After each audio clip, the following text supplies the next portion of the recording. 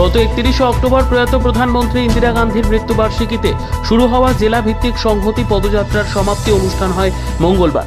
উদয়পুর মুক্ত মঞ্চে হয় সমাপ্তি অনুষ্ঠান। প্রয়াত প্রধানমন্ত্রী ইন্দিরা গান্ধীর জন্মবার্ষিকী 19 নভেম্বরকে জাতীয় সংহতি দিবস পালন করা হয়। উদয়পুর জেলা কংগ্রেসের মূল অনুষ্ঠান হয় উদয়পুর মুক্ত মঞ্চে। এদিন জমায়েতের মাধ্যমে হয় সমাপ্তি অনুষ্ঠান। প্রথমে ইন্দিরা গান্ধীর মূর্তিতে মাল্যদান করেন জেলা কংগ্রেস সভাপতি টিটন পাল। তারপর শুরু হয় আলোচনা সভা। উপস্থিত ছিলেন প্রদেশ কংগ্রেসের সাধারণ সম্পাদক মিলন কর, জেলা যুব কংগ্রেসের সভাপতি ইন্দ্রজিৎ দাস, ব্লক কংগ্রেসের সভাপতিদ্বয় রণজিৎ দেবনাথ, নিত্যগোপাল সাহা, জয়দেব কান্তি রায় প্রমুখ। জনতা পার্টির সরকার প্রতিষ্ঠিত হলে ডাবল ইঞ্জিনের সরকার হবে, বেকারদের কর্মসংস্থান সেখানে বাড়বে, রেগার মজুরি বাড়বে, আইন শৃঙ্খলা সেখানে খুব সুন্দর হবে, অর্থাৎ চকচক করবে এই ত্রিপুরা রাজ্য।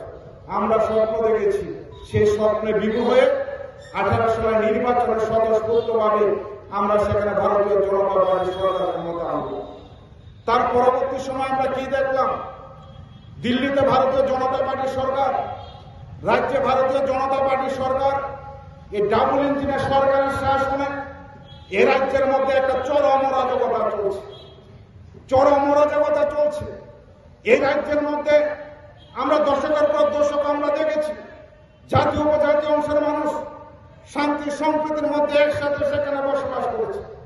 আমরা দশকের পর দশক দেখেছি এই রাজ্যের সমস্ত ধর্মের মানুষ, কি হিন্দু বলুন কি সংখ্যালঘু বলুন, আমরা একে অপরের পরিপূরক হিসেবে আমরা একসাথে বসবাস করেছি।